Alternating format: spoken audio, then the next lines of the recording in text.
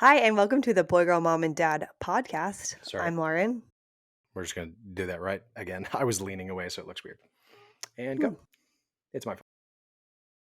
Can you say that one again? The part where I said it's my fault. Yeah. Yeah, it's my fault, and I understand why you would want me to say that again because it is so rare.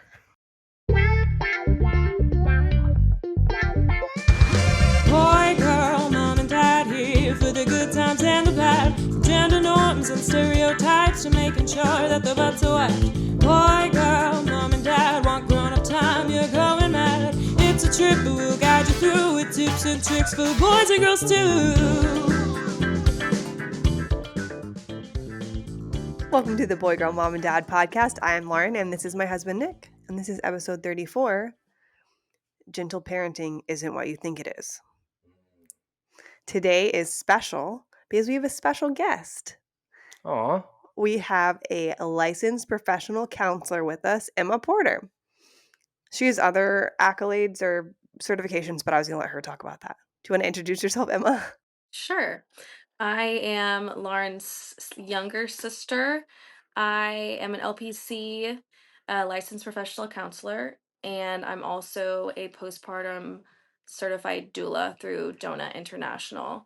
And I'm also working on my PMHC, which is perinatal mental health certification as well. So I should be fully certified in that and this spring. Woohoo! so if Mhm. you've been listening to us before, including us, this is the most credentialized person we've had on this podcast so far. Yeah.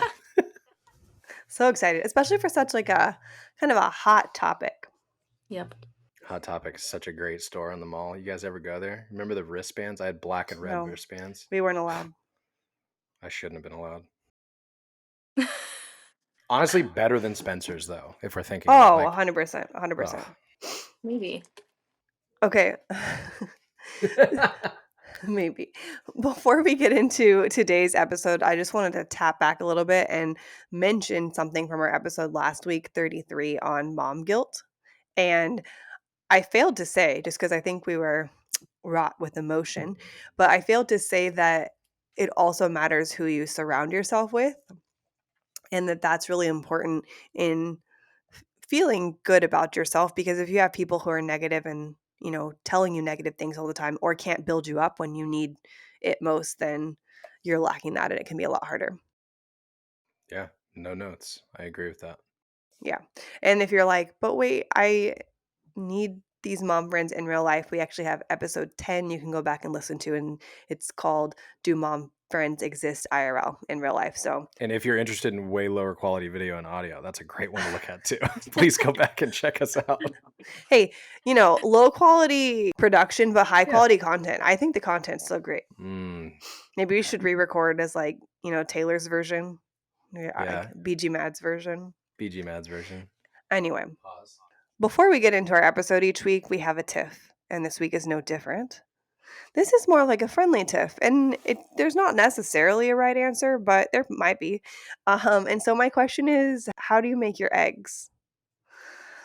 So for example, whenever I scramble eggs, scrambled eggs specifically, fried eggs are a different beast. But scrambled eggs specifically, I will crack the eggs into a different container, be it a bowl or like a prep container or something like that.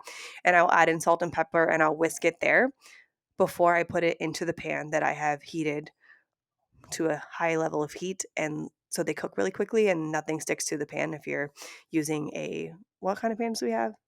Not Stainless steel. stainless steel pan. There you go. And so there are other ways to do it. Like we have friends who don't own a whisk at all and they beat them with a fork, which makes me think of Billboard Dad and Mary Kate and Ashley. So nostalgically, I think about that. But I'm like, why would you not do it with a whisk? So Nick, take it away. How do you cook eggs? Yeah, I mean, my first question here is, how many tiffs have you done, and when do I get to do one? You've had like the last 12.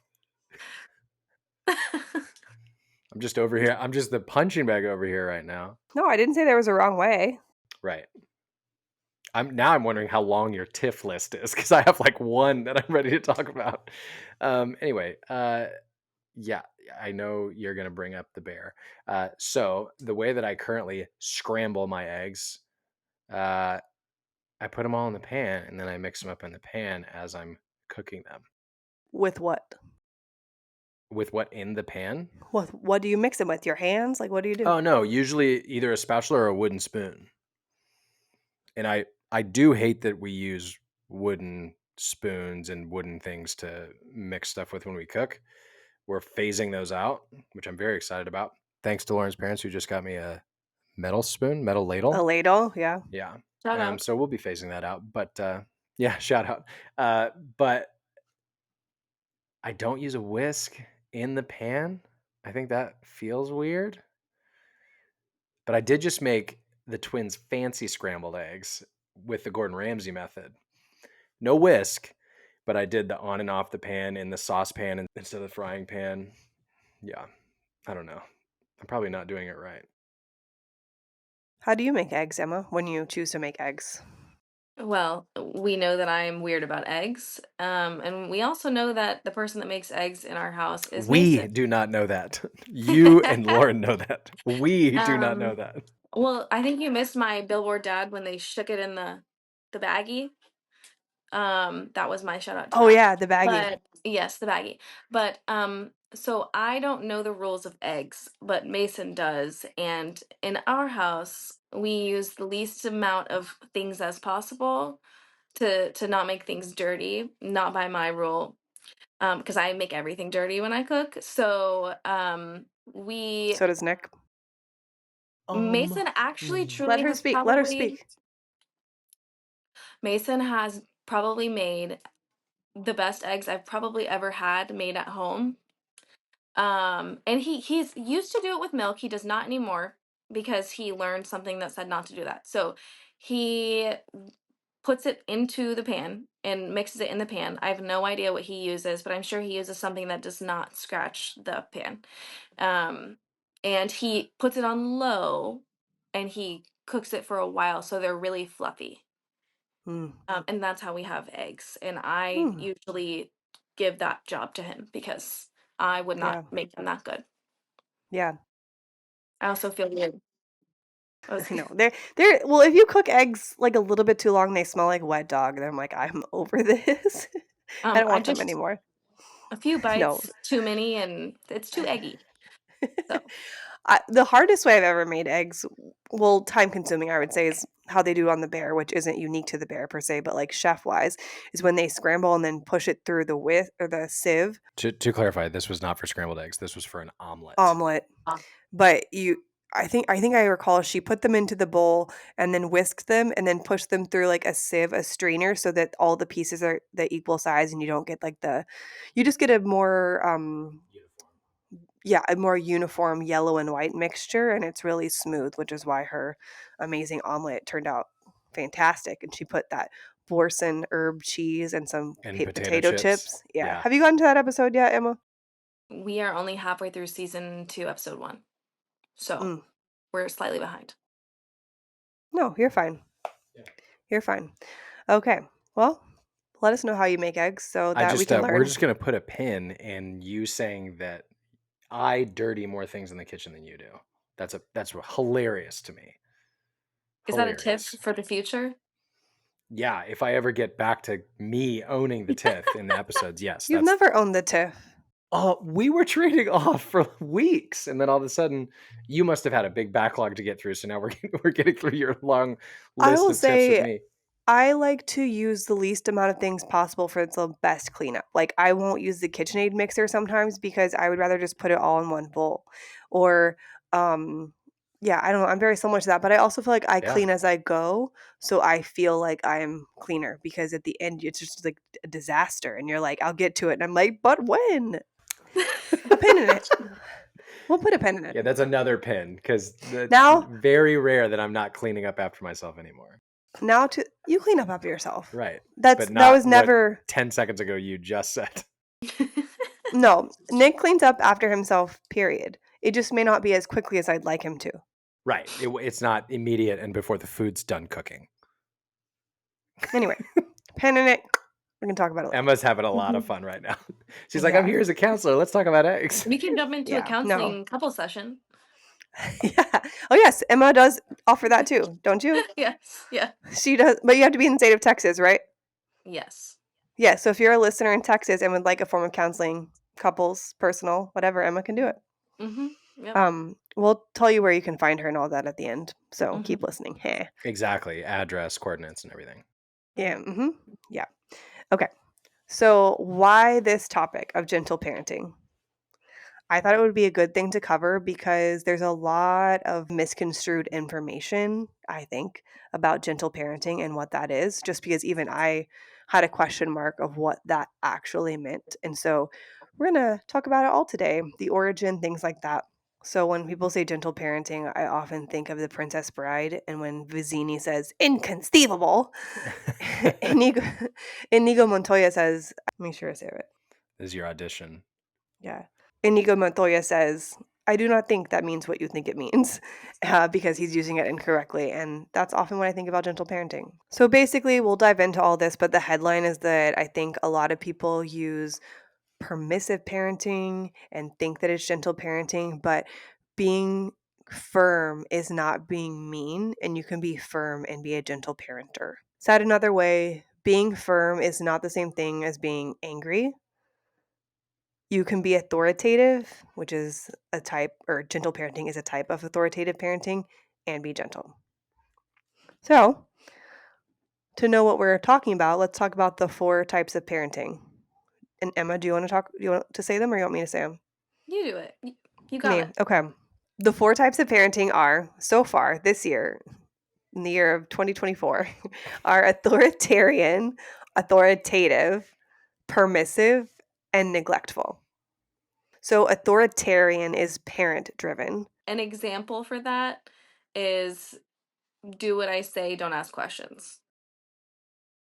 Simple example. Then authoritative is together with the child. So this is what gentle parenting kind of lives under that umbrella.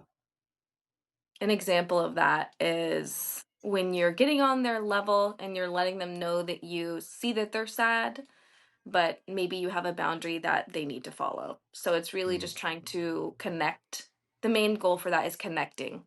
The next one is permissive, which is kind of where I see a lot of people gentle parenting what it falls into. It's child driven to where, if people think they're being gentle, but it's just letting their kid do whatever and not have any boundaries. Right. An example of that would be if your kid's screaming because they want to eat 18 pieces of candy and you just let them because you don't want them to scream. But in the end of that, it's going to result in something bad for them. That's kind of an example for that. And then last but not least is neglectful, which is uninvolved. This was probably the pretty much the most straightforward. Right. There's no connection. There's no telling them right or wrong. There's no letting them do whatever they want to do necessarily. They just kind of exist. They can't really connect or do anything in that relationship. Yeah. So, what is gentle parenting? Like I kind of mentioned, it lives in the umbrella of the authoritative parenting. It was made popular back in 2016 by Sarah Ockwell Smith via her book, The Gentle Parenting Book. And her language is it uses and focuses on empathy, respect, and understanding and healthy boundaries. Unlike some traditional styles that involve punishment and reward, the gentle style supports the child's self awareness and the parent acts like a coach, which, again, like I said, is a version of authoritative parenting, not permissive. When I was going over my notes and what I wanted to say, I was thinking about when this came or became misconstrued. And I was thinking about different generations. And I feel like permissive parenting, which is called gentle parenting, but it's not actually gentle parenting, was started by the elder millennials. And maybe they were parented by parents who were maybe super authoritarian and did not listen, did not connect, just because of maybe how they were raised themselves, of like no funny business. I don't know if that's actually true, but that's just something I've thought of and how it's gotten to this point where gentle parenting is seen as something negative when it's not.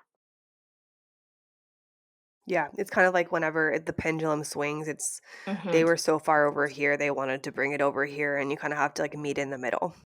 Right.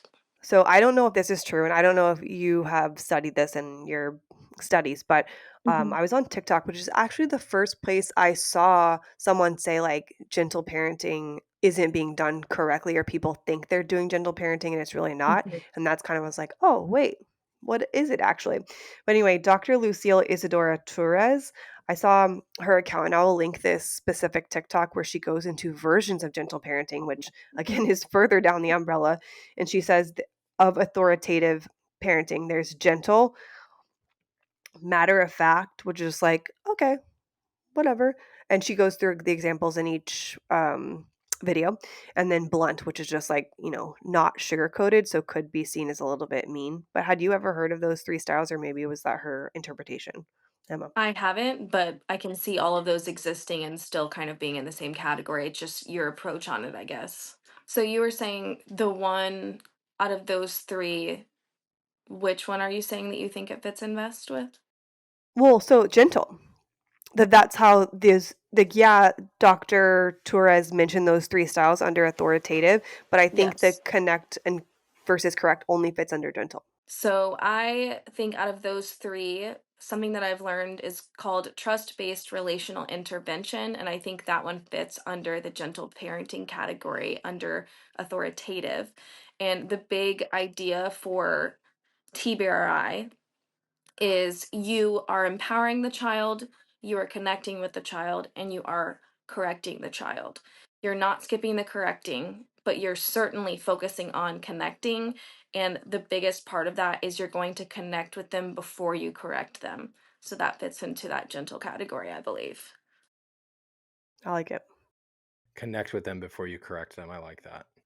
Yeah, I feel like that, um, a couple episodes we did one on love languages, Mhm. and we talked about how each child needs to have their own personal love tank filled in order Mhm. to, feel good, and that bleeds into being disciplined, and so that makes complete sense of, like, if you don't connect with them at all on whatever love language they have, then it'll be a lot hard to correct, and there won't be as I feel like much like respect or like taking really heart to the words that the I feel parent is like in a saying. super general sense, it's the same thing as like you care more about the opinion of somebody who's trying to understand you and cares about you, you know? Like if you feel like your friend is trying to understand or gets that you're sad or understand Mhm. what emotion you're feeling and then talk you through it after, as opposed to like someone who thinks they're better, stronger, smarter, faster and is just going to order you fix this or whatever, you're less apt to connect.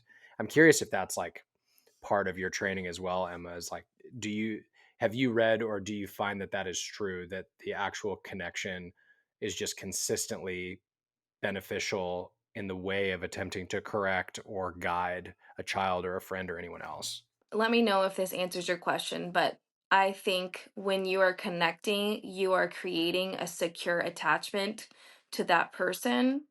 And on a side note, I know this is all towards children, but anything I apply to children, I apply to people. Just in general. Like, like there's big, strong, scary guys that like probably just want to be understood deep down and they've never been given that. And so I kind of see people I think more on a childlike level of like what are they missing and how can you connect with them? And when a child doesn't understand why they need to do something or can't do something, getting on their level and saying like you can trust me, I care about you and I want you to feel better, but this is what we have to do. So you're creating a secure attachment with that child so that they will be able to trust your decision and know that I may be out of control, but I know that my mom or my dad are going to help me feel in control. That's good. Mm, Yeah, I I like like it. that. Snaps for that. Whenever I saw that first TikTok I referenced about the lady talking about how gentle parenting was being misconstrued as like permissive parenting or vice versa, one of the things she talked about, and I wish that I had that TikTok, but it's been like over a year. Anyway, Mhm. one of the things she talked about was like, that's just not what any of the studies have been on. So, like, how do we know that it's good? How do we know that it's working? I found some studies that talk about the effects, but again, gentle parenting really hasn't been around for that long. Like I said, 2016 is when it became made popular, so it hasn't even been really here for 10 years. But Gosh, that's 10 years ago.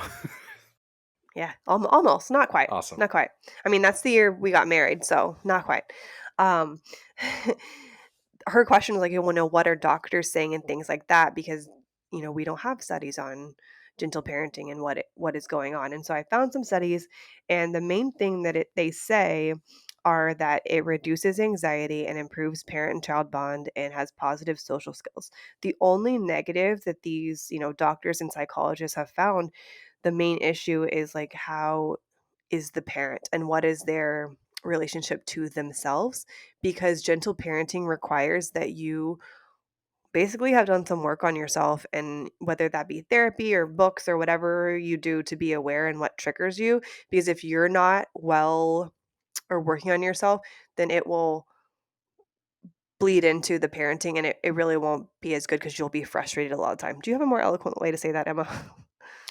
I'm smiling because what you just stated, there are so many parents that either don't know that or refuse to acknowledge that. And causing greater harm to the way their child views the world and other people, because they won't acknowledge things in themselves.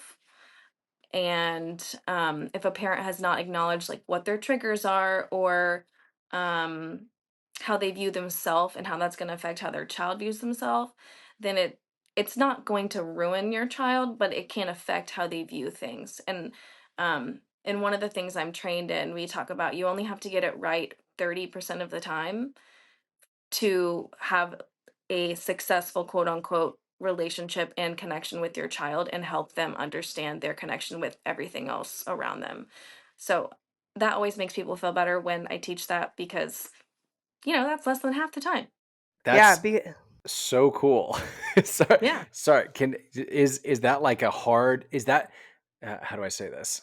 How did you arrive at that? Like, is that a number that was told to you, and it's like an assumption based on the experience of therapists or yourself, or is that like empirical data based on studies of what's effective and what's not?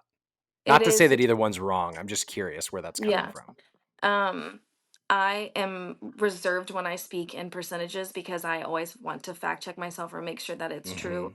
So, one of the things that I am certified in to teach parents is called Circle of Security. And it's basically helping parents acknowledge where they are lacking, with their connections and just what they needed as a child and what they didn't get, and helping them give that to their child and helping Hmm. their child know what's safe and what's not safe, and that they're the safe person in their life. Kind of like when I said earlier, I know mom is going to help me calm down. So even though I'm mad that I didn't get that, I am looking at her because I trust that she's going to get me to a good place. So that is the training that gave me Circle of Security is the training that gave me that percentage of 30%. That's so crazy because, like, even the stuff I've read, like, I knew didn't have to be 100% of the time, and, like, one book I recently read, I think it was Worry-Free Parenting by Sissy Goff, was 75%, and then one the one that I'm in the middle of, The 5 Principles of Parenting by Dr. Elisa Pressman, I think it was a little bit lower, maybe like 50%, so that's I mean, not to say that one's wrong or anything, but that's just insane. The whole point Mhm. is, I think, that you don't have to get it right 100% of the time, and as we've said before, like, it's actually good, I think, to, mess up in front of your kids so they can see, like, what it looks like to move past something or apologize. And then also it's never too late to start over. Mhm. We've talked about the crazy things that people used to suggest having children, like feeding them a cup of coffee every day at like 6 months old, and or putting them in a cage, or saying Yeah. to ignore them because it helps them develop like resilience, like a Or 6 month old. giving them whiskey to help them fall asleep. Yeah. Things like that. That for For sure those of were. us who have seen the TV show The League, there's a reference to a baby cage as a joke. Anyway, uh, remind me to send the link to this podcast to you and I, Lauren, after, so we can just consistently watch it and remind ourselves that 30% is acceptable. Yeah. Yeah. Um, yeah, so we don't have to dive super deep into this if we don't want to, but I'm really curious because this is making me think. I'm curious, you, Lauren, do you feel like anything less than 100 or even 90% is acceptable to you prior to hearing something like that? And I know you may have spoken about this with your sister in the past, but just like I mean this in the most respectful way, and I'm the same way. I don't feel like less than close to perfect is acceptable because I've heard so much that like it's easy to, for lack of a better phrase, screw up your kids while you're parenting, even if you're trying to do your best. So does that question make sense? Like, do you feel like you allow yourself and give yourself grace to be anywhere close to 30? Like, Well, I'm not aiming for 30. oh, I know that. I'm saying I think you're aiming for 100, but I think what I'm saying is I don't know. I've seen you and I get frustrated ourselves for making what we would consider to be a mistake based on our parenting standards for our kids. And that one mistake doesn't equate to us being 70% a failure. Like so that's the question I'm asking is do you feel like you allow yourself that grace and that space to misstep? I think so just because I've gotten on, like, their level multiple times and said things like, "Hey, I'm sorry for doing this," or "I did this and this was wrong." I know what you're asking is, do I allow myself to be that So I'm way? not asking if you feel like you're Oh, being a gentle parent or if you're sympathizing. What I'm asking is, she said, Emma said, uh, you only have to be right what 30% of the time, yeah, right? Mhm. yeah. And we can qualify what right means, but like you only have to 30% of the time instill the right characteristic for your kid to get it. Um, do you feel like that sinks in for you and you are anywhere near 30%? Because I'm not thinking of are they thinking you're sympathetic? I'm thinking like if you say something you don't want to say around your kid or correct them in a way that you haven't been happy with yourself for correcting them, like I've seen you be mad at yourself for that in the moment. And it's if we're allowed to do that 70% of the time, I don't know. My question's not being clear, but you see what I'm saying? I think so. I only really think about something after the fact that if it was really bad, and I think Hmm. we are blessed in general with toddlers that they're very much goldfish and that they will come back to you regardless. Yep. And I think each time we have with them is learning and we can move forward from that. Like today, for example, like one of them came over to me and I was drinking a nice cup of tea that I just made and they dropped their Play-Doh in there. And I said, "Why would you do that?" But I Intentionally? yeah. Yeah. Yep. And so then I paused and I took the thought that we've mentioned before of, like whenever you're frustrated, think of like, okay, why am I frustrated at this? So I've mentioned the example of the backpack on the floor. The mom tells the kid to pick the backpack up. The but the kid's like, I don't care. That's because the kid doesn't care about the backpack. It doesn't bother them on the floor. It bothers you. And Mhm. you getting really angry at them is not going to make them understand why it bothers you on the floor. So I'm not saying don't teach them to put their backpack on the hanger. Do that. Mhm. But it just like takes a second to think like, is this really important to get angry about? And it's not because it's not going to teach like the right thing. And then like another thing that happened today where I had like a dip on the counter, like chip dip. What? Nothing. I don't know this story, so I'm listening along with everybody else. And, the same child that did the Play-Doh this morning, uh, popped it to where it fell into the sink, and then a bunch of the dip fell into the sink, and I was like, "Why would you do that?" And, like, I didn't want to say that, it didn't help the problem, but it's more like, why can't I just leave that in my head? And when I look back at both of those scenarios, I think they were just wanting my attention, because the first one, I was trying to submit a draft to a brand, for a caption, and so I wasn't 100% paying attention. And then the second time, I think I was messing with the other child who was sitting on the counter, and I was eating myself, and they wanted my attention, and so that's what they were trying to do, and I wasn't giving it to them.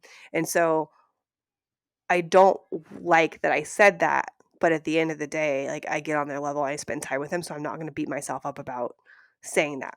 And I think that I would, keep myself awake at night more if it was something more detrimental, and I think where it really counts, I get it right. And if I don't, Yeah. I apologize. That answers my question. So it sounds like what you're saying is we should all put some Play-Doh in our tea. Please don't. I dumped it out and I did not drink it, but yeah. I'm just gonna remember where you said the bowl of dip was, so I can remember one of my tips for you in the future. Okay. I know what it is now, but thank you. It's no surprise. I was gonna add, I am actually one of the books my phone is stacked on is Adult Children of Emotionally Immature Parents. Um, and Such a humbling title. Sorry. and I'm sure because I posted about it on Instagram, and I'm sure when mom saw me post that, she was like, "Are you posting about me?" No, mom, I'm not posting about you. Um, I have found working with kids or teens, the most frustrating thing is not them, it's the parents, because there are so many parents that drop their kids off at therapy wanting you to fix them. And the only way we are going to finish our goals is if the parent comes to therapy with them, because a lot of the kids have, I'm not going to say trauma because that's overused, they have some issues that have formed of how they view themselves because of how the parent has reacted or treated them or spoke around them. And it may not have started when they were little, but they probably started to notice, and now it's affected how they view themselves in the world. Or are you a nuisance? Are you not smart enough? Like what you like isn't cool or whatever a parent might say. And I think parents who were not given that graciousness from their parents and they aren't aware of that, they start to do it to their child. And one of the books I wanted to mention was It Doesn't Start With You. And that just talks about how everything comes from the generation before.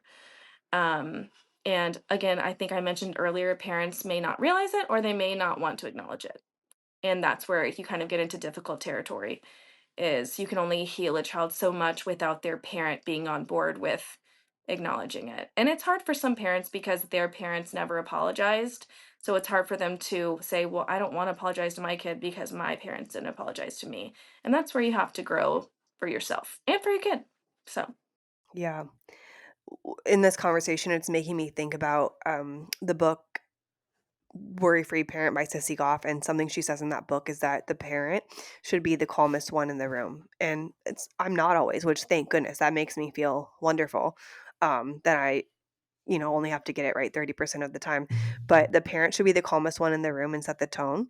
And that can be whenever, there's a problem, but also don't forget that it can be when it's not necessarily a bad thing. So for example, if the kid's like, I want 18 chicken nuggets, or like, I want chicken nuggets, and they're like, okay, I'll get it for you, I'll get it for you.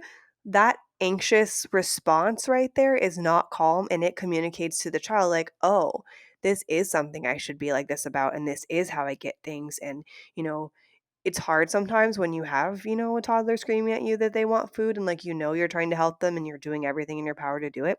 It's just taking some time. But in your reactions like that, those matter. So I found a TikTok that I like that kind of goes along with this. Surprise, surprise. And I'll link the video, but it was Dr. Angelica Shields. And she says that attunement does not mean accommodating. So you can be tapped in, attuned to what your child needs, and be providing that as quickly as you can, or, however long it takes, and not have to react to them in the same anxious manner they are. And I think a lot of our generation is very anxious, and, anxiety can be genetic. I believe I've read that before, but it also is environment.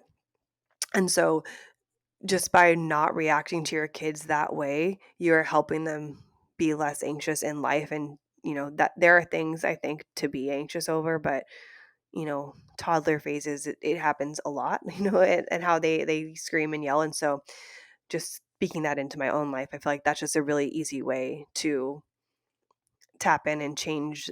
I don't know the narrative is the right word, but the reactions around those scenarios when you can. Yeah, that's super interesting.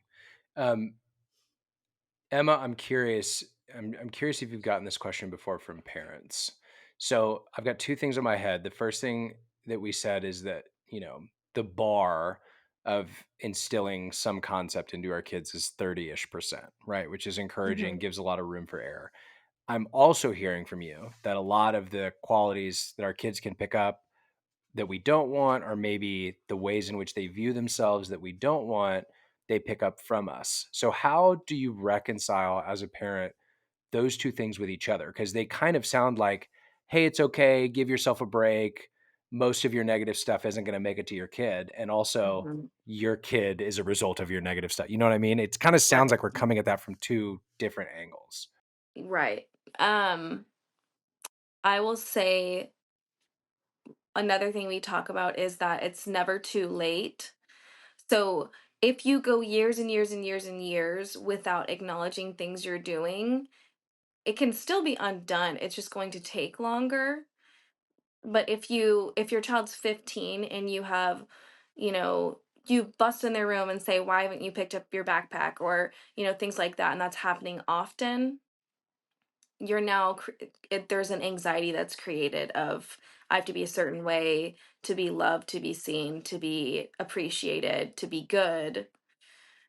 And again, if you are messing up every day but you're acknowledging it every day, that's how you get past it. So if you're never acknowledging it year after year after year, that's where you become an adult, like my book, The Adult Children of Emotionally Immature Parents. You become an adult. It's not my book. Let me clarify that. The book That we're is what it talking sounded about. like. Made me excited to I read did an not write Emma a book. book. Yes, the book by the last name is Gibson, not me.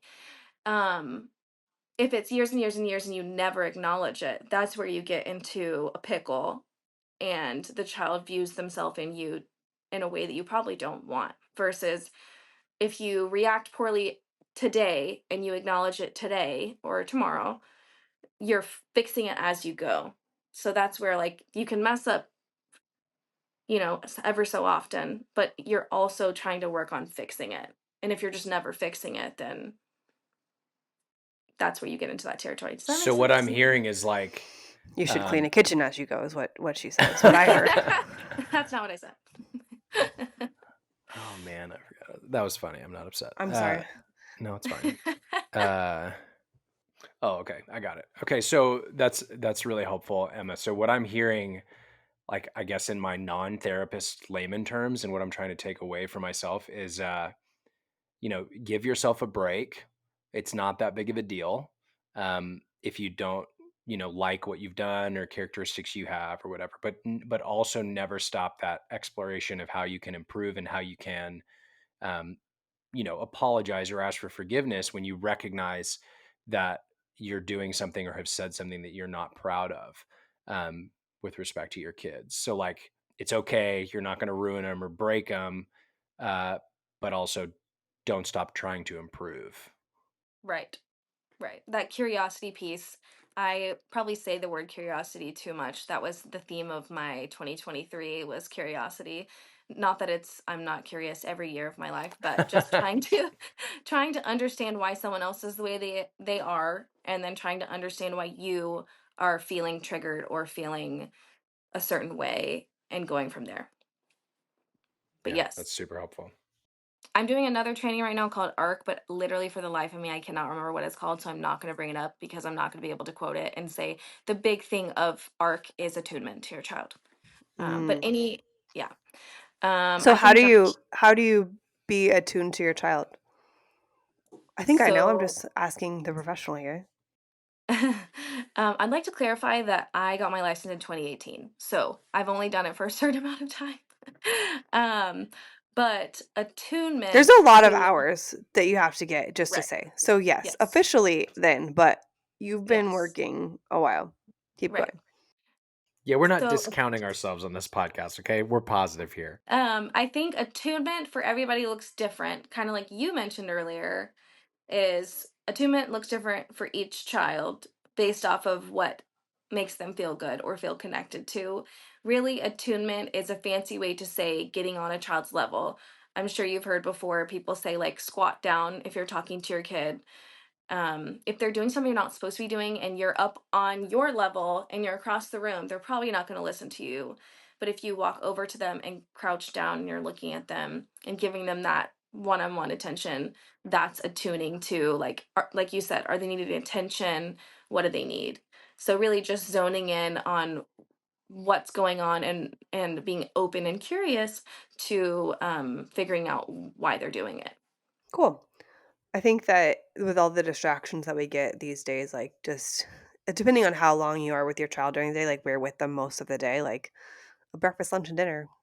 But we do that more than probably throw in snack time if we're talking about like how many times we tune in with them. But it's super easy to not do that. And so on a how-to level, if you need help doing it, maybe just set a timer. If you have trouble, like, I mean, maybe I'm speaking from the twin mom here. That like I wish that I was like a hammerhead shark and have eyes on the other side of my head. But yeah. Anyway. I thought of Sid the Sloth, but Hammerhead, Sid the Sloth. Actually Same thing. just I bought the Slumberkins for the twins. And one of them is Slumberkins are these little stuffed animals that have like a story or a meaning. And so I bought one, the alpaca is supposed to be good for like anxiety and worry. And then I bought the hammerhead, which is good for anger. So I'm excited Oh, to get cute. those and I'll let you know how they go. But they're really cute. We love parenting books here, and one of the ones I've read that I've liked is called The Collapse of Parenting by Leonard Sachs. I've read like all of his books, I think, but this one is what I'm talking about right now. Shout out, Leonard. Yeah, honestly, you write some great stuff. And I Come hang out with actually us. We'll ask you a bunch of questions. I remember thinking I don't agree with everything in this book because it said something like make the kids eat their entire plate We of just dinner. complimented the guy. We're No, tearing him down. No, I'm just saying that you can like a lot of a book and not agree with 100%. The one thing that I'm thinking about is, like I said, like the kids should clear their plate before they eat dessert. And the thinking nowadays is that you put it all out on the plate and they just eat what they want. And it kind of versus like also kids don't have to clean their. I keep saying clean, like clean and eat their whole Yes. plate. Emma, did you hear what I heard? Slightly. Yep, I did too. Okay. So we just I don't got it. think So put the ice cream scoop on top of the slice of pizza is what you're saying. Like put it all exactly. in one. Yeah. Mm-hmm. But basically, kids should listen to their body, and we're potty training right now. And so, one of the things I always say to them is like, "I'm so proud of you for listening to your body," or "You're so good at listening to your body," type of thing. And so, we don't want kids to have to clear their plate, or anyway, that's a whole different topic. But as far as what the book goes into, it kind of talks about permissive parenting and that we kind of slipped into this thing where parents forget that they know what's best for their child and they kind of get like scared by the child, and so you kind of lose a little bit of like the family unit and what that brings, the benefits of that, what it brings to the kid. I think going along with that, there are, like you said, parents who are trying to be too much of their child's friend, and what's happening is they know what's best for their kid, but they don't want to upset them or they don't want them to be mad at them. So if they don't want to leave the park, but you can tell they're about to have a meltdown because it's 30 minutes past their nap time, they don't know any better, they don't realize that they're crumbling. So that's where you have to step in and you have to be the strong emotional one and let them know, oh, I know you're gonna miss the park, but it's gonna be here tomorrow. And we have to go right now because you're tired and you have to nap. And I don't, again, like you said, I don't know when parents started wanting to be liked versus respected.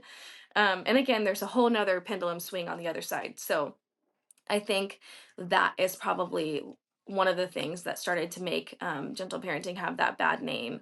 And in counseling a lot, I pick up both my hands, and I'm picturing some of my clients rolling their eyes at me because if they say like that's too hard or I can't do that, I'm like, okay, so we can be two things at once, and we're gonna be this while we're also gonna be this. If you have like rocks or something to hold, like a candle or whatever, you hold them both in your hand and realize that you can do both things at the same time. And something that I think is important is to know that you can be connected and have boundaries. And you said something like that earlier too, where just because you have boundaries doesn't mean you're being a mean parent or you're not being understanding. You're just the smart, wise one, and you know things, and it's your job to implement the things that you know that they don't know. And I want Yeah, to side note, this does not apply to abusive parents. Abusive parents think that they know thank you. everything or they don't care. This is for, unfortunately, just for the kids where their parents do care about them and do care about their well-being. And it's hard because kids don't know sometimes, are my parents abusive or are they actually a good parent? And so that's the hard part about that. But just being able to hold in both hands, boundaries and connection at the same time. Yeah, because boundaries are good. We've talked about this. Boundaries are good. And also by not teaching your children boundaries, that's also like setting them up for failure too, because we need boundaries in life in all aspects. You said, or actually one of y'all said this. I think it was you, Lauren. When did we like go away from being respected and want to be liked? I feel like Emma elder said it, but yeah. millennial. Yeah, okay. I feel like elder millennials is kind of when that shift started to happen. Like I would say a lot of our generation, back to the elder millennials even, maybe do value being liked and appreciated more than being respected. And I feel like that might, I'm curious if you agree with this or this is your experience, Emma, in your work, but I feel like that matches. Like if you want to be respected as a parent, you're more authoritative, you're ordering, you want to impose your intelligence or your wisdom. And if you want to be liked, you're going to have less boundaries and less orders and more, sympathy and empathy and maybe push your own boundaries you want for your kids in favor of being liked. So it kind of matches with what you said earlier, Emma. I want to say something though, because it's confusing. You said authoritative. Did you mean authoritarian? No, I meant Okay. authoritative. Okay. Yeah, I meant authoritative. I was Okay. associating it with action, not an identity. So, like for example, if I want somebody to respect me, I show my power or intelligence. If I want somebody to like me, I like I show them a quality that they may appreciate. That's a Well, different thing. just to make sure we're on the same page, authoritative and authoritarian are two parenting types. I'm Authoritarian. not referring to a parenting type. I'm referring to Okay. just to that word. Okay. Yeah, Cool. it's fine. Because I would Clarification. say the authoritarian parent is wanting to be respected. I think that's what they're hoping to Yeah. get by doing like because I said so type of thing, and you should respect me because I'm the parent. Whereas Yeah. authoritative, which is what gentle parenting falls under, is more of like the parent and child relationship. So I just wanted to say that because it No, is that's a good confusing. clarification. Yeah, that's a good. Yeah. I wasn't thinking of those, but it does kind of fit into that. Yeah. Anyway, my Yeah. point being, it kind of sounds like we are going towards let's be the cool parent and be liked as opposed to respected. But also, every single TikTok, it's not a meme, TikTok bit about millennials is, hey, it would be totally cool, but it's okay if you can't. Like, would you do that for me? But it's like, if you can't, it's fine. Like, that's the whole persona of millennial. So, it I makes just sent sense. one of those to you this Yeah. week. Well, and I think about also millennials in the workplace and how we basically were like, I can do whatever you want and I can do like whatever and I'll be paid $30,000 a year. And so Yeah. that's just kind of how we were raised essentially. And so it kind of has bled over and like, okay, son or daughter, I just want you to really like me and I'm here if you need me and let me know. Well, Yes. and tell me if I'm misunderstanding you, but I think it's not how we were raised. I think it's a reaction to how we were raised because how we Yeah. were That's what I raised mean. was Yeah. That's what I thought you meant. There is a distinct flip of personality right below the millennial generation. I believe that next generation, Gen Z, starts around 1997. And I'm wondering if that oldest group of Gen Z was parented by Gen X, whereas millennial is parented mostly by the boomer generation. Mm. And maybe that's where it kind of flipped because it was drastic, just a couple, 1 or 2 years under me. And again, I don't know how that happened, but it did.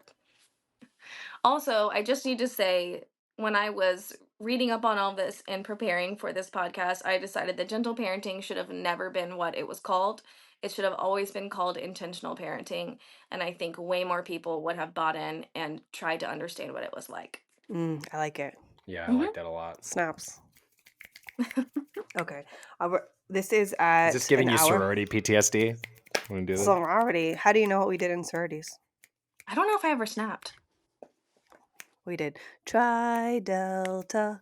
Okay, this is my fault. Ba-doom. The song. We did a lot of Tri clapping. Delta. Oh yeah, we did clapping too.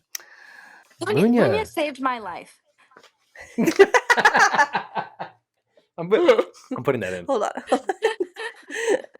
Okay, as a gentle parent or someone who tries to gentle, or should we say intentional parent, you just need to relax sometimes. And one of my favorite ways to relax at the end of the day is by putting on my Lunya silk pajamas.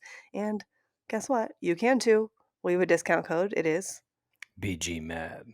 for 15% off your first Lunya order. And I have Emma on this commercial because she's worn Lunya and she has something to say. Lunya has quite literally saved my life. And that's a story for another time. But just know that it's great quality and it can save your life. And that's all I have to say for now. Anyway, we all love it. Nick actually has some of their men's pieces from their Lago brand, but we are all approval check marked on Lunya. So you should try it out if you're looking for a way to relax and unwind at the end of the day or Use whenever. Because code BGMAD, BGMAD. And a little plug for Emma's story that I'm sure she'll tell next time she's on the podcast is if you're on an international flight overnight, make sure to wear your Lunya eye mask. yeah, baby. See you next time. See you next time from a commercial. We've never done that. So Well, I'll we'll say see something else, you and I would in say- 5 seconds when we're back to the episode. That's the next See you time. next time. Okay. All right. Let's talk about some examples, some real life examples of gentle parenting. So, again, lucky for you, I have pulled lots of links that are just, you can watch someone else talk about it, but we're going to talk about it too. So, the first one I want to share is from High Impact Parenting. And it basically is when your child is wanting to hit or punch, they're angry and they're figuring out how to deal with those big feelings. They don't know what to do with it. And so our nanny actually does what they mentioned in this clip is like, oh, you want to use your hands? And she'll say, like, oh, you can hit my hands as hard as you want or squeeze my hand as hard as you want, just as a way for them to get out their energy. Because as a kid, we have 2-year-olds, they don't really know what to do with that. But, us getting mad at them to say stop it doesn't help either and often kind of just spirals further. The next one is very similar, but I wanted to include it just because I love hearing and seeing examples. And this one's from Nurtured First.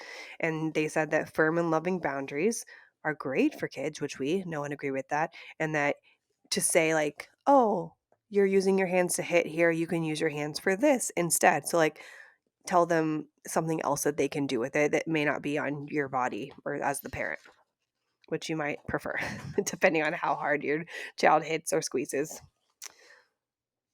Ooh, on that note, also, the next one is from the Indomitable Black Man on gentle parenting. And he says to say what you should be doing, not necessarily with violence, like when kids are hitting, but he gives the example of saying, like, oh, if I say don't look at this red folder, what do? You look at the red folder. So start with saying what they can do, followed by what they shouldn't be doing, which I really loved. And it's honestly hard because I've tried to do that in the moment. I'm like, yikes!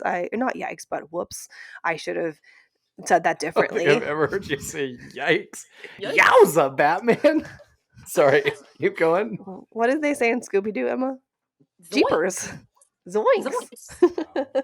Close But I just really like that because, again, you do what is said first. So try, if your child is struggling with this, try saying what they can do, and then you can follow by what they shouldn't or can't be doing. Also, again, thinking about people like children. If you're driving and someone says to you, don't look now, there's an alien invasion, you're going to look where they're like talking about. So it's you can't be mad at kids for doing what you do all the time. Yeah, Good example. and it just, like, obviously I know this because I get frustrated with, everybody, my kids, my husband, everybody.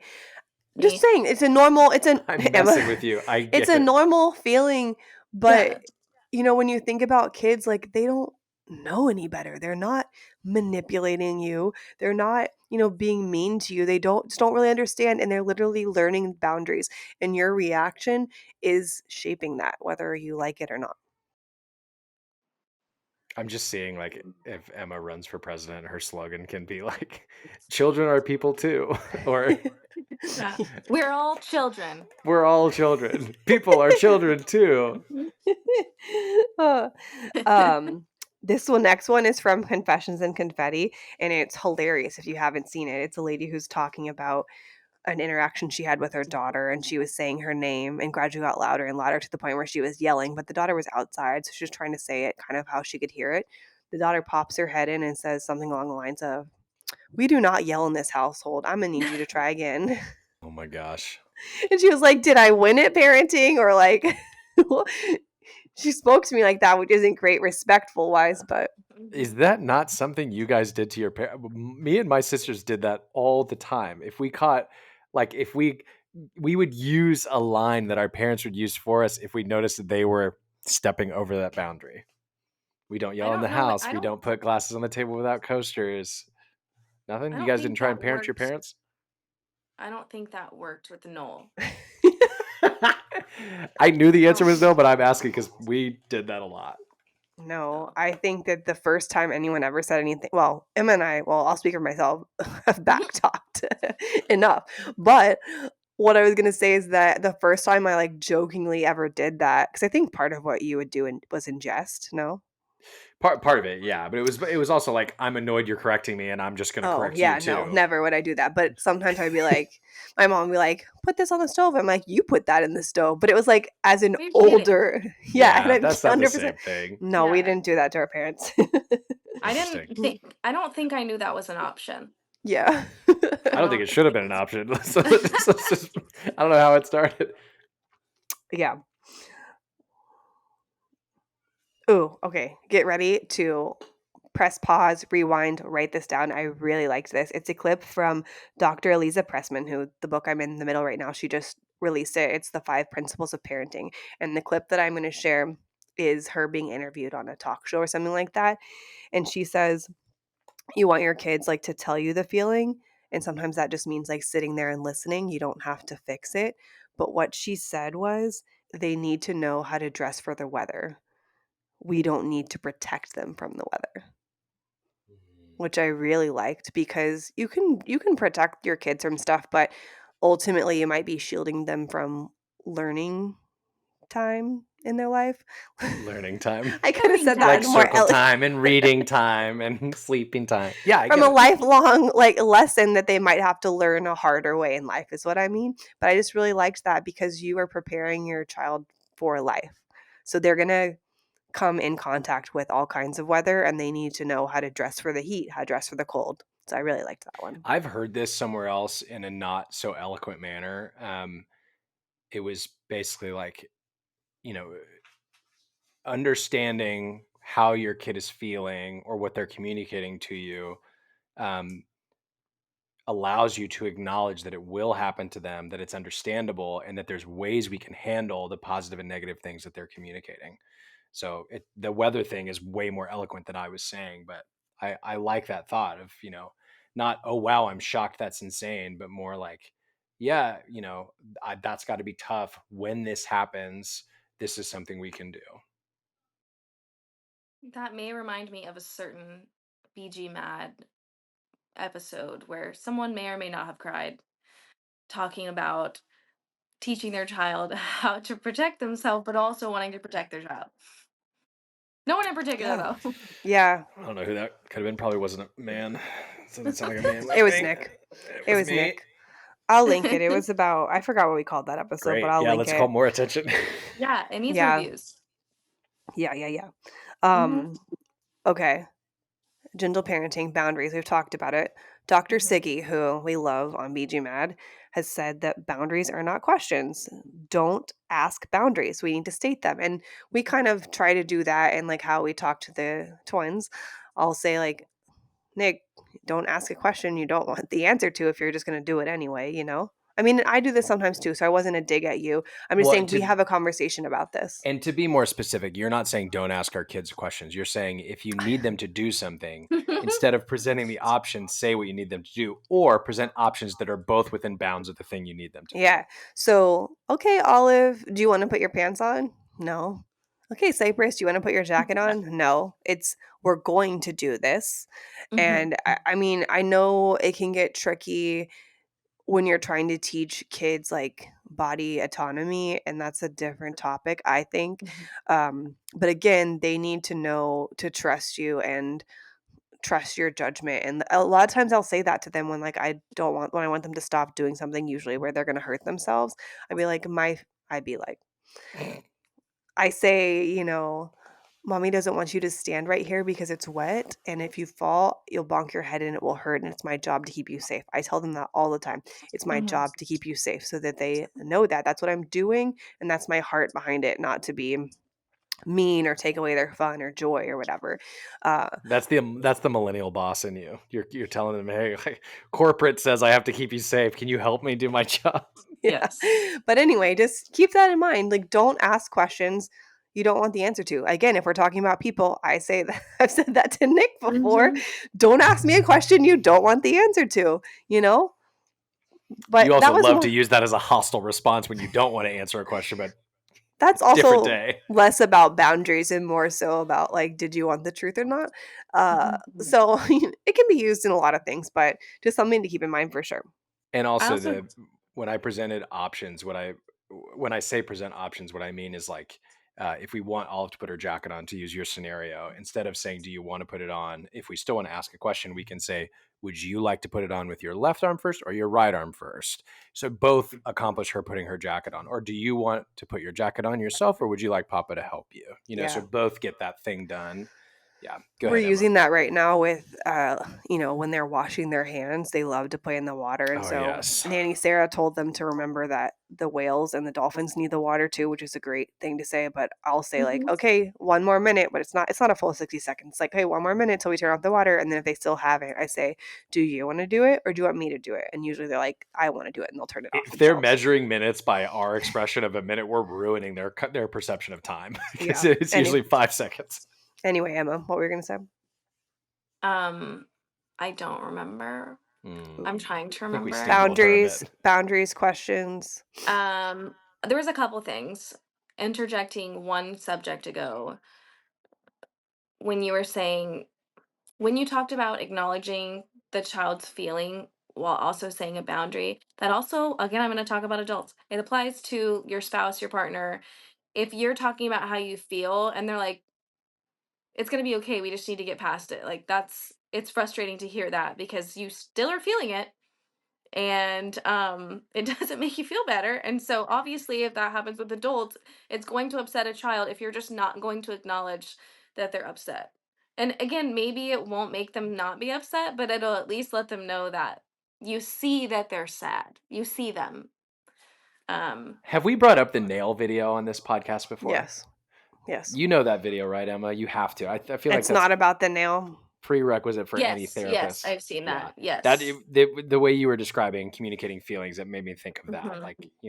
It's also made me think of, I forgot which parenting book it was, where they talk about, this is in regard to understanding a child's feelings, and like when you talk to an adult, you're saying one thing, but talking to a kid, you say another. And so I think a lot of people have started implementing, the response, the gentle parenting type response, like, oh, that must have hurt really bad. Yeah. Because Hmm. talking to an adult, because that acknowledges, and maybe you have something else to say, or sometimes, I'll say, do you want me to sympathize with you right now, or do you want a like Hmm. path forward? Because that's also different. But I'm thinking about this book where they talk about talking to a child and telling them they're going to have another child, and they're like, we love you so much, so we have another one. And you're like, wait, what? And it imagined, like, they say, imagine like um a husband saying that to the wife and being like, I like you so much, I went and got another one. And you're like, what, why do you need another one, type of thing, which is Right. just like thinking about what you're actually saying and what it can be misconstrued as, even if you don't have negative intentions. Yeah. Hmm. I wanted to say this about, Hold on. She had 2 more points that okay, we didn't let her get through. What was the thing that you were talking about right before this? Mm. the If you don't boundaries and remember. questions and Dr. Siggy. Oh, okay. When you mentioned that, I'll start over. When you mentioned that boundaries aren't questions, it made me think of when you asked, why'd you do that? Because I do that also to adults. And you said, don't ask questions you don't want the answers to. And sometimes the answer to why did you do that is I don't know. And that's not going to help you feel better. So instead of saying that, saying, when you did that, it made me feel blank, or I feel this Mm, when you do this. I try to start with the let I me, let me statement, take but notes. because that is my reaction as well. I don't know if that's the genetic whatever, but I would say like, why'd you do that? Like, I want you to admit something to me, but that's not. Well, that kind of thing. I think that's your thought for it. Honest to goodness, most of the time, I want to know what they were thinking or what the person was thinking, because whenever I Yeah. understand the why, I can understand the person better. But as a 2-year-old, you don't know why you did it. But I have Right. had a conversation with my hairstylist, and we've talked about the differences in girls and boys, and how she's like, she has a son, and then she has a very close friend who has a daughter, so they're very close in age, and she's like, Mhm. yeah, he will be like, I don't know. And I think that's very much a boy thing of like, I don't know. Whereas the girl's like, this is why I did it. And this is blah, blah, blah, blah. And so Yeah. sometimes I think there's a gender study there too. Mhm. And you know that I love to ask why, so I also want to know What? why. It's just I did not know that Emma thought that way as well. Like I want you Well, to admit something because I think it's from our father. what you usually Yeah. do is say, "Why would you do that?" Yeah. And hmm. Yeah. Maybe we should ask our father where that comes from. It's like you're holding up a sign that says "wrong" or like "mistake," and then you say, "Why would you do that?" It's like, But Yeah. really, if we're getting serious about it, it means like that hurt me. Acknowledge it. yeah, Like that's kind of what it means. If not for yeah. everyone, but It's a good call uh, out because I don't. When you say that to me, I don't feel like you're trying to make me feel pain or like mhm, admit that I've screwed up. mhm, Um, you want the recognition that I understand what I may have caused intentionally or unintentionally, so that I can improve. I do get that. I don't like the way you present it, but like I do understand mhm. that. But It's you're really being like, of what were you? curious. Yeah, I'm curious. Like, what were you thinking? Okay, no, this guys, you're not interested in what I was thinking. What you're I trying to am. say is you shouldn't have done it. Why did you think it was okay? That's different. You don't want to understand why I did it. You want me to understand I shouldn't have done it. That's different. Nick, you're just assuming things, and we know what that Oh. is. What's it called, Uh-oh. Emma, when in the therapy world when you use something from your spouse or another person against them? What weaponized Manipulation. something? Manipulation. Oh, Interesting. yeah. I don't think I'm Weaponized manipulating. incompetence. That's a whole other Oh, yeah. podcast. Yeah, Yeah, that's Nick, a you wanna different get back to podcast. weaponized incompetence? We have a great episode that has that on We there. can talk about Oh that my all day. gosh. All day, son. We Okay. basically did 2 or 3 unrecorded podcast episodes with Emma based on how much we talked about that podcast after it. Hmm. Honestly, we should have, like, not a rewatch party, but we should, like, have thoughts on that specific one. Hmm. Anyway, Rewatch podcasts are super popular right now. Shout out Fake Doctors, Real Friends. yeah, Nick loves Scrubs, and so that is the one that he partakes in. I've Huge watched, fan. or I've listened a couple times to their episodes. They're good. Zach, Donald, love your work. Keep going. Hmm. Speaking of other people we love, when we were talking about boundaries are not questions. We went and saw Nick's great aunt. We typically see her whenever we're in Seattle, Thea Marguerite, Mm. and she was a nun, and she like ran like a Montessori preschool, and so she's in her 90s, and I have never seen or witnessed, I feel like, somebody of her age or like older than us that have respected the twins' boundaries more. And I That's so say that sweet. as like, we don't see, I think the twins have been around Yeah. her, I guess, twice now. Um, At least twice, maybe 3 times. Yeah. yeah. And, so seeing them now as 2-year-olds this past December is a little bit different than seeing them as newborns. And, you know, kids can be shy, and she just totally respected that and was like, it's your boundaries, like your body, you'll come and say hi if you want to or whatever. And just like, it was like the sweetest things. I feel like in the generation a little bit below as well, sometimes you're like, oh, well, you can just kiss me or just hug me, or like the forceful nature of that. You mean And older generation. younger than Thea. Younger than S- Thea. Got it. yeah, as well as hers. Just 'cause I don't think there's much of a generation above her, unfortunately. But I just wanted to say that, and I think part of it is because of like her gentle spirit, and she did like run a preschool. Oh, But yeah. I just loved witnessing that for lots of reasons, just because she's a twin sister to Nick's Yaya. So one of the twin sides on Nick's family. Uh, but yeah, I just wanted to shout her out. I mean, to your point, Emma, about like, kids are people too. It's just I see that quality in her as a reminder of how we as adults and parents can be, not only to children, but to each other. It's like a very gentle spirit, refreshing, peaceful, um, not imposing. Like it's just so sweet. So sweet. To kind of go to a not sweet moment. uh, You said kids are people, and I was going to say, and people are kids. Mm, That's what I was going to say. I that's love right. it. That's going to be on your campaign bus. I need to Yeah. remember that. Hmm. I love it. So, kind of like a less sweet moment, but can be endearing, is this next clip that I have is from Big Little Feelings, and it was one on handling it was one on handling multiple meltdowns, and I can't remember if this one has 2 or 3 kids, but I experienced this and you experience it, if both twins want something at the same time, and she just said kind of what we already do of like, "Hey, I'm doing this right now. I'll be with you in a minute," of just like narrating it and saying exactly what you're doing so that they know what's going on. One of my favorite things to do is I'll tell them to sing a Twinkle Twinkle Star, and by the time it's done, I'll be done. If I will be. Sometimes I'm like, sing 5 Twinkle Twinkle Little Stars. It just gives them something to do and like know that I'm aware of it. And I find that helpful.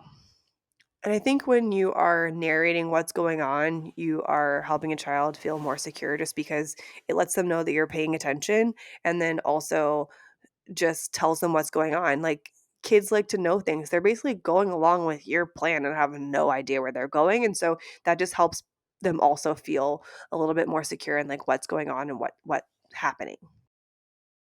Right. And I have mentioned earlier how kids look to their significant adults to know how to proceed in certain situations. And part of one of the trainings that I'm certified to teach, um, we talk about how from day one, kids look to you for that security, like you mentioned. And the training is circle of security, and I'm not going to go too much into it because you need to take the training to understand it. But what I do want to mention is the idea of it is that it's a circle, quite literally. And it's that you are starting baseline with the parent and you're going out and then you're coming back in. And what that looks like for different ages is when you're an infant, whenever you see an infant and they'll look at you and then they'll look away, like look at the ceiling, then they'll come back and they'll look at you. And again, if you've never really paid attention to that, it might sound weird or be like, no, that's not how it is. But if you actually look at a baby, you notice that they come back and go back and forth. Um, and that's the way that it starts when they're younger. And then I don't know if you've heard of this. I think it's called still face parent video. I forgot what it's called. But basically it's a study where they um parents were told to keep a still face when they're looking at their infant. I think it's under 1. And they in the video you can see that the child is trying to like gauge whether you're paying attention or not, and they start to get upset. And then the moment that they're like, okay, now you can react, and you're like, hey, baby, like reacting, and they immediately feel secure again. But if you have a still face when your baby's trying to connect with you, even if they're less than 4 months old, they can tell.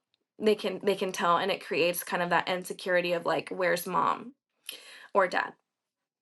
And then as they get older, another example is when they're a toddler or maybe in elementary school, like they may at the park be, 6 feet away or 20 feet away, and they're playing with their friends and they look back at you and see that you're over there. Let's say you make eye contact, you smile, and then they are back to what they're doing because they know you're there and they know that you are not going to leave. So now they feel good enough to keep playing. And that's another example where they're out here playing, but when they look back at you, that's them coming back and then they're going back to playing. It doesn't mean they're physically coming back necessarily. Sometimes it is, but and Yeah, then I another remember. example is, oh, go ahead. No, I was gonna say I remember you saying that on the plane to London because they Mhm. would like walk. But you said, in case you didn't know, the twins do have a good attachment to you because Yeah. they're going out and coming back in and they're looking for your face or your acknowledgement. Yes, on the plane, they were running all the way from y'all's seat to my seat, and they, make eye contact, and then they laugh, and then they run back to y'all, and they make eye contact, and they run back to y'all. So that was just a little simple example. And then as you get older, obviously it looks different. But let's say when you're in high school or college, let's say you're in college and you need help with, figuring out your bills or your grocery list or whatever, you call your parents and you say like, "Hey, I don't know how to do this type of cooking. Will you remind me?" And then maybe don't talk for another week and then you reach out again. That's another example of where that connection is there. And again, it just looks different through different phases. Um, and so I think that's important to know that creating that secure attachment that we've been talking about this whole time is letting your child know that you are present, um, no matter what. And I mentioned earlier that children are looking to you to know how to react or to feel in a situation. And the main idea of that is connection. I think that y'all have noticed, like, if one of the kids falls down and they're not crying yet, but they look up at you and they're like, am I okay? You don't need to say you're okay, but you can be like, "Oh, did you fall?" Or, "Did you scare yourself?" Or, "Did you hurt yourself?" Any of those things, but you're just letting them know like I saw you. And No, and we definitely ask them, "Are you okay?" instead of like, yeah. "Are you okay?" Blah, blah, Yeah. blah," or like, "You Yeah. fell," Yeah. blah, blah," and then now when they fall, a lot of times they might look to see if we're looking at them, and that Mhm. always helps if we are looking at them at that point. But they're Mhm. like, "I'm okay," or "Cyber's okay, all okay," and so they're Mhm. learning to say like, "I'm okay" there. Right. There's a podcast clip from some podcast where Shia LaBeouf was on. I don't know if he was the guest or it was his something he had done, but he talked about the concept of boomerang parents, or excuse me, boomerang. I don't know if he called it boomerang parenting or just he called the concept was called boomerang, and it was Mhm. simply what you described already, Emma. Where like we should expect just wider boomerang throws from our kids as they get older. So like Mhm. now it's, they're walking away from us in varying distances on the plane. But in the future, it's going to be they'll move to other cities and then they'll come back. They'll, Mhm. have jobs somewhere else and then they'll come back. They won't talk to us for a few weeks and then they'll come back. But Mhm. there was a goal communicated in the description of that boomerang, that ever expanding boomerang. It was that our jobs as parents, at least one of our jobs, is to be the safe place for the boomerang to return to, as to encourage it to continue to return. There's another, I don't know who else has said this, but like we're supposed to be the safe place specifically when you're in an unsafe or terrible or detrimental situation. So, a lot of us would feel like, I remember when I was a kid, or not kid, I would say maybe just getting into the workforce. Like, I remember thinking, okay, if this doesn't work out, if I go bankrupt, if I lose my job, whatever, like, there's some shame involved in that. And it causes you to think, oh, do I want to go? Like, you're almost afraid to go back and communicate those things to your parents. But the goal for us as parents would be to be such a safe place that our kids would want to come communicate those things and bring those dangerous things to us. The scary Mhm. things, maybe, is the better way to say it. Or also, like, if I'm actually bankrupt, I want to be able to know I can go back to my parents and to my family in that safe environment when I need them so that I can get what I need from them. So, yeah. What you're Yeah. saying is actually a part of the certification that I have. So you sound professional. Oh, thank you. Um, Talking about when they're going in and out, part of the circle, part of it's going out, part of it's going in, but the last part of it is the hands at the meeting point. Again, I'm using hands. And this part is if you, I'm Alexis from Schitt's Creek. Schitt's From If Schitt's Creek. Creek. you, Yeah. um, but if you show anxiety when they're going out, they're not going to feel comfortable going out and you're creating an insecurity in that. If you have a Mhm. hard time holding their feelings when they're coming in, let's say they're coming into you with big feelings and let's say you have a really hard time regulating your own emotions, so you have a hard time holding their emotions, they can sense, okay, I'm making them uncomfortable, so I'm going to go back out and I really don't want to, but I don't want to make them uncomfortable, so I'm going to go out. Mm, So, and again, this is the same training that says you only have to get it right 30% of the time. So, yeah. reiterating that, but that is a part of the circle of what can change the security of the child is, oh, they're anxious when I go out because they're scared all these things are going to happen, so I'm not going to go out. Or, oh, I'm making them uncomfortable with my big feelings, so I'm going to go back out even though I want to come in. You're making me think of kids or adults or not. Is it kids or adult? What? How are we going to say? What's this expression here? People are What do we kids, say? kids are people. People are kids. Kids are people. On that note, like, what do we do as adults when we're in dangerous situations? We typically look to the leader or the person we expect to lead. And Mhm. to your earlier point, actually, both of y'all, Emma and Lauren, the reaction of that person that we expect to have the level head or direct us as to which way is the most trusted way to go, the reaction of that person does dictate and heavily influence our reaction. So just something to think about is where, I mean, we are those leaders that our kids are looking to. Yeah. So, like the same with anxiety, they look to us to regulate. And in the Five Principles of Parenting by Dr. Elisa Pressman, she said that your child can literally borrow from your nervous system and help to calm down or learn about a limit in a receptive state or when they're in a receptive state. And something that I have seen this happen, and besides like the obvious of like being the calmest person in the room, is like whenever I'm putting them down for a nap, a lot of times if they'll let me get close to them, I will do box breathing on them, which is just like breathe in for 4 seconds, hold for 4 seconds, breathe out for 4 seconds, hold. And so they're actively feeling my breath, and them feeling it in that pattern will a lot of the time calm them down and get them to go to sleep faster. And so literally borrowing from my nervous system there. Good job.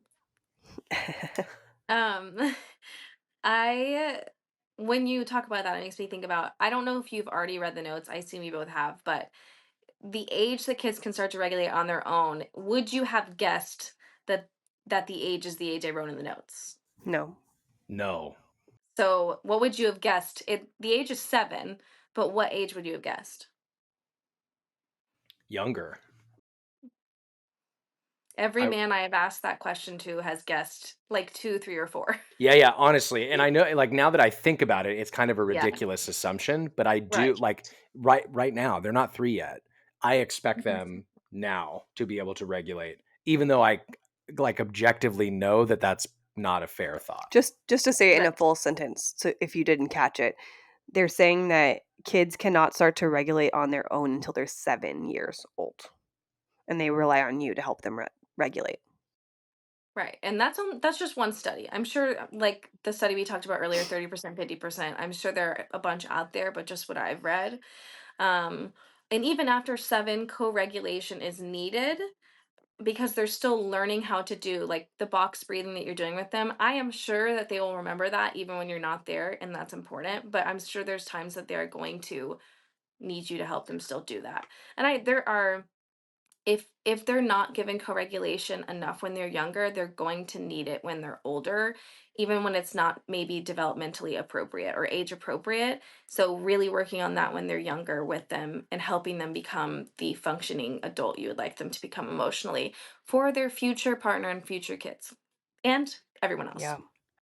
I want to speak directly to people who probably aren't listening to this podcast. If you're somebody who gets annoyed that a kid under 7 is having a tantrum, throwing a fit, Mhm, getting mad, mhm, not regulating themselves, it's not a reasonable expectation that they should be able to based on the data that Emma's laying out here. So mhm, if you're upset that a kid's not regulating themselves, it's kind of on you. You're not understanding that it's just not mhm. possible. Like, you Well, wouldn't expect a cat to bark stop, like, well, they'll regulate themselves when they're older than 7. Yeah, those people who have a problem probably don't know how to regulate themselves. and That's probably true. they were not taught that by their parents. And that's why when we look at people, we see people are Kids kids. Kids. We're supposed to say it at the are same time. people. People Yep. are kids. Yep. Kids are people. One more time. We'll say it all together. Ready? 1, 2, 3. People People are are Kids kids. kids. Kids Kids are are are people. That people. was people. really good. I did not expect us to get that on the first try. Well, I said the first one too quickly, but it's okay. Mm. So, talking about regulation, anxiety, all of those things, boundaries, you have to discipline a child.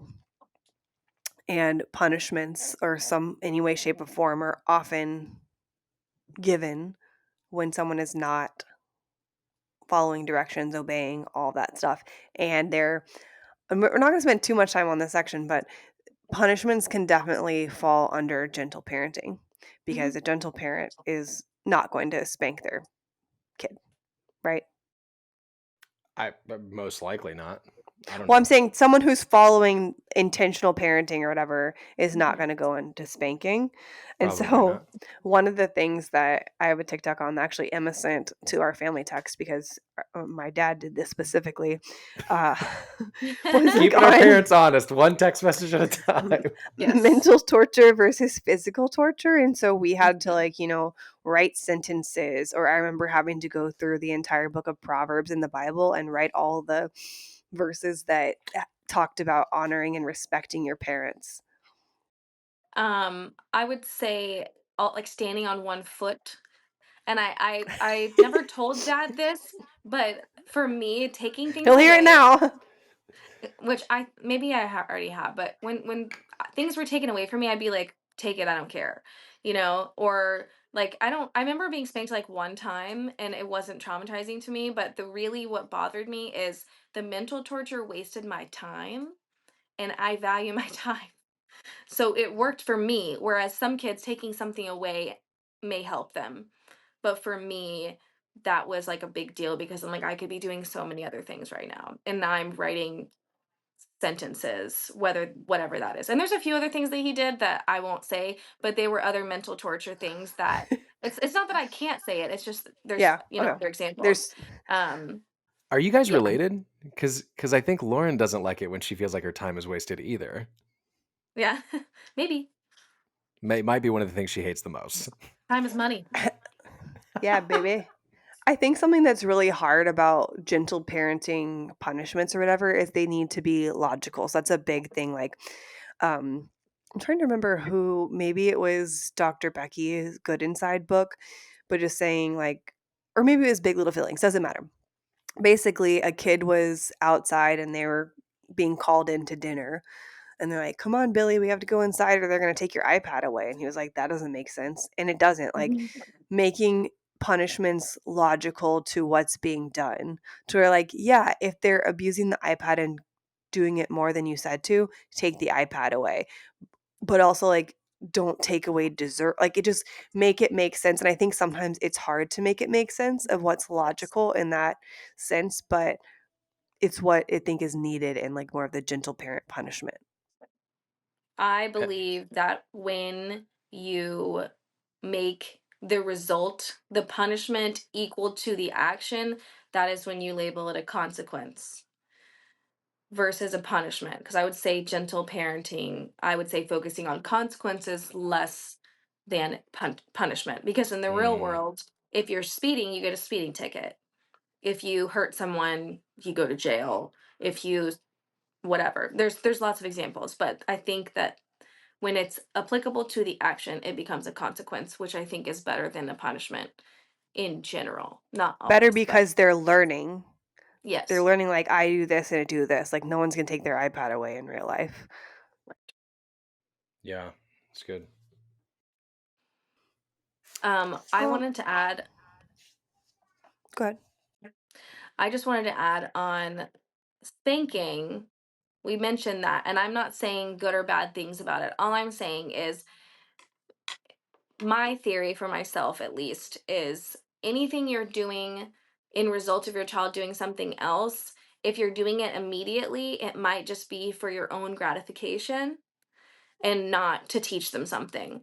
So if someone were to spank, I would say, okay, well, taking a moment to yourself and making sure that you're figuring out if it's an appropriate punishment. Not in the moment doing it because you're mad and want to hit something. That's when you get into that blurred line. And I have a little Instagram link to kind of talk about spanking that I'll put in the show notes that's basically tells a story of how the dad was like, "No, spanking is good. I was spanked. It makes sense." But then they were out at a playground and then he witnessed his daughter, like, spanking another kid, like a kid younger than them for doing Yeah. something. And at that moment, the dad was like, "Why is she spanking?" "Because I spank her because that's what is done when she does something bad, quote unquote." And so just kind of like thinking about, like, the the mental torture, I think, that goes along with the physical torture of spanking. Mm-hmm. And you were talking about equal punishment or consequence to what you do. An example that I thought of was, um, if you're not doing, like, if you're not eating your vegetables and you're getting spanked, now all you're doing is making vegetables have a negative connotation. Or not always, but maybe you might be instilling like this negative connotation with food that is good for your kid. Um, and so making it make sense will help them be like, oh, this is what I need to do, and this is what I'll lose if I don't do it. Are you seeing what I'm seeing? Yeah. Yes, I'm I don't saying know that. why it's happening. Why is that happening? It's my Sorry, Emma. thinking bubble. I'm just over here thinking. I know, but like, For why? for those who can't see, the iPhone has these new capabilities where it does like emojis live time, where it just adds them itself, and it was adding thinking bubbles for me. So that's It's fun. supposed I, to be like driven by like, if you do this, a thumbs up is yeah, Oh, supposed to I come up. maybe saw a thumbs up. I don't know. Yeah, but you weren't Whatever. moving. I don't know. No. Yeah. Frustrating. Nick, Sorry, Emma. Anyway, Nick, you haven't said a lot in this segment. What do you have to say, Nick? About punishment. Anything? consequences, spanking, So anything. the question, I have some thoughts, but I have an actual clarification I want to ask about Mm-hmm. because I think, let me just ask it. We're using the word torture, but it Oh, feels like we're using the word torture, removing the intent to be manipulative or malicious or actually cause harm. So I'm curious, like, is there I guess, Emma, the question is really to you. Like, is that the proper term to use there? And can you help us understand the difference between like Guantanamo Bay torture and what you're qualifying as torture that I'm sure parents who are spanking or whatever else, like they're not Yeah. intending to torture their children. How are you Yeah. qualifying that term? Um, so I believe I said mental torture. I don't know if did I think you said physical torture, so I'll let you answer I don't that know if one. any of us, to be honest, have referenced I physical. did because I think in the text, Emma, when you texted our family, you said Mm-hmm. like mental torture versus physical torture, Oh, and so okay. I just used that word out of Um, context, unless Either it's way, I think defining it is going to be yeah. helpful. When I say mental torture, that's more of a playful term. Because for me, it wasn't a traumatizing situation. I don't know what I would use to describe it. It's not a mental punishment, but a mental and emotional consequences would be a more appropriate Yeah. term Okay. than mental torture. That is just a little silly, funny word that I used. Got it. Okay. That's not So you're actually not silly. that helps. That helps because I Yeah. was really struggling. That's probably what you saw. I was struggling to reconcile what I understand to be the proper definition of torture and what yeah. I thought you were Yes. communicating. Yeah. So that's probably a Yeah. good clarification. Hmm. I think the punishment pieces are interesting to me because of what we spoke about at the beginning of this podcast about how you have to be critical of yourself as a parent and as a grandparent and like, be able to release blame from things that your parents did, understanding that it was probably their parents who instilled the similar things in them. Like, I think uh, punishment, regardless of how you do it, punishment, or as you referenced it, consequences, Emma, like those are kind of personal things for us to reconcile whether we did them right or wrong, because I think they're the easiest to understand how you could hurt your kid in doing them. Hmm. So as an example, if I'm somebody who is choosing to spank my kid, let's go ahead and remove the abusive part of this here. Like assume I'm doing it to actually help them understand this is a consequence or whatever. Like it's not abuse. This is a tool I am using to help them understand the right way to go. Right. Um, I obviously do not want to hurt them. Obviously, that's why I'm separating the abuse piece, Emma. Maybe you can help me be more Hmm. eloquent, but Yeah. like I'm not in that moment trying to torture. I'm not trying to hurt them. I'm trying to help them understand that the way that they were going is detrimental to them or worse for them or will cause them harm or others harm. Right. Um, so I guess I could understand how that's a very personal thing to come to terms with, like, hey, maybe I didn't punish or provide consequences in the best way, because that I could see like directly connecting I shouldn't have done that with I've really hurt my kid, even Hmm. if you recognize it later in life. That's what I'm struggling with. Maybe I don't know if you like it probably goes back to the whole give yourself a break thing if you're unpacking and evaluating Mhm. the way that you were parented and the way that you're parenting and the way that in the future your kids will parent.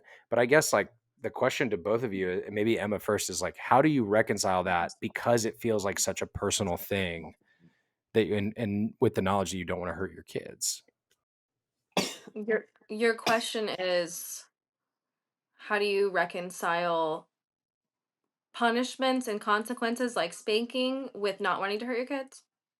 Well, can I ask a question here? Because Yeah. spanking, I think, might not be a good example to discuss unless your question is directly about spanking. Because I think that whether you're not necessarily trying to make it abuse, You're people right. will qualify as that. And so I can't tell if you're trying to reconcile spanking or reconcile punishment in general. It's a good clarification. So I am speaking more thank you for that question. I'm saying more generally in terms of punishment or providing consequences, whatever we want to call it, however it's going to be. So everything from timeout to whatever, right? Mhm. If we come to some realization like, oh, okay, what you communicated to Emma about things being taken from you, how that didn't hurt you, right? And you were Mhm. okay with that, but it was very effective and did hurt you, for lack of a better term, when your Mhm. time was taken from you. Mhm. How do, like, if I was your parent and I heard that, I could Mhm. understand feeling really bad that I caused you pain when it Mhm. wasn't my intent to do so. So I guess Yeah. how do you reconcile the I could have provided those consequences or that punishment differently with, since I didn't do it differently, I may have hurt my kid. You see what I'm saying? I think the intention there is, am I doing something to help them learn something, or am I doing something to let out my anger? And again, the child may not know the difference at that point, but I know that him doing the mental consequences was not to make me sad or hurt me. Yeah. It was so that I learned something. And again, that's where it comes back to where I feel safe around him. I'm doing the circle.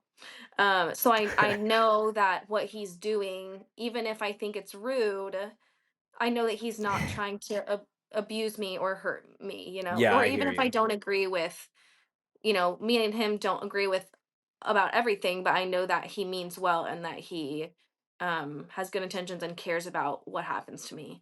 And I Got it. think that that's what's going to help your kid later in life be like, oh, that really wasn't that big of a deal. And this is what I learned from it versus whenever I shattered that glass on my dad yelled at me and then, you know, spanked me immediately and told me that I didn't get dinner anymore. Like that's obviously like it's a reaction from that parent that's not regulating themselves.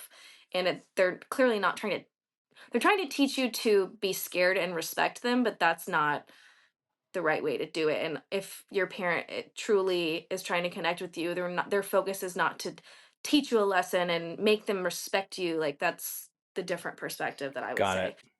And I say this as a non-parent from a third party perspective.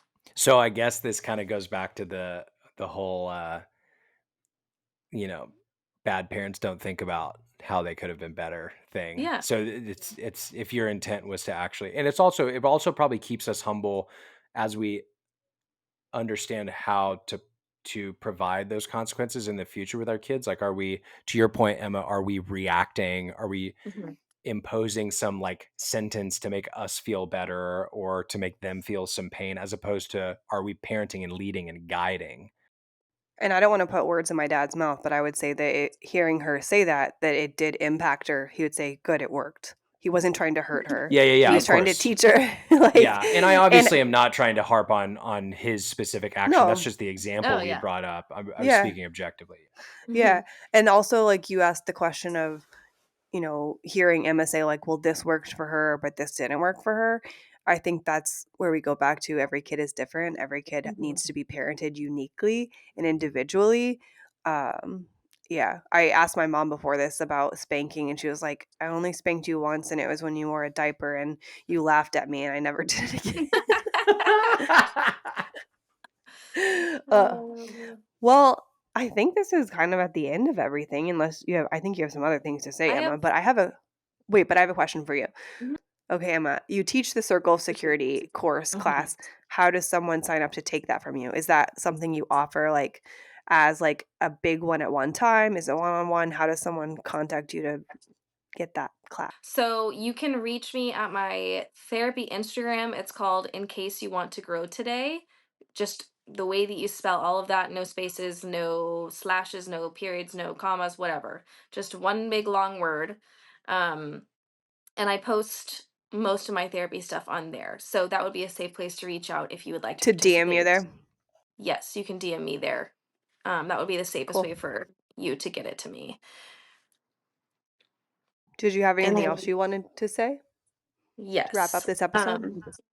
I don't know if I need to, if this is going to wrap it up, but I wanted to talk about one more thing. I know spanking is, some people feel like it's good, some people feel like it's bad. Something that I feel like is the worst that I would say people need to pay attention to the more than even spanking is when you remove yourself from your child as a punishment. An example is if a parent is a good, loving parent and they care about their child, but their child is not acting in an appropriate way, and then you remove yourself from where they are. Let's say they were gonna go on like a mom daughter date with them, and then you take that away. For some kids, that means okay, I have to be good, perfect, and happy to have attention from you. And so now you're creating like this insecure, they feel uncomfortable going into you with their feelings. I'm doing the circle again. And another example is just like if a child is crying, and again, it is not easy to always regulate a child if you're not regulated yourself, and nobody is perfect all the time. But if you need a second to like regroup yourself, that's totally fine. But when I say separate yourself, I mean go to your room and make a child sit in their room. Like if they're 2 years old and you make them sit in their room for an hour and they're wailing by themselves, to me, that is more detrimental than any other punishment because they're learning that they have to be perfect to get love from you and not your love is conditional. And some kids may not feel that way, but I'm just meaning for some kids, they would take that to heart. I could also see it as creating an unsafe space to show your emotion in its raw state when you're around your parents. Hmm. Yeah. Yeah. And within that training, they talk about timing in versus time out. Ooh. So if Say you that again. Say within the Circle of Security training to say it sentence again. within the circle of security training, we talk about how it is the most important thing to do for your child in that time of being dysregulated is time in with your child rather than time out. And whether that looks like it could be yes, they go to their room for 2 minutes or whatever it is, or you go to your room to regroup.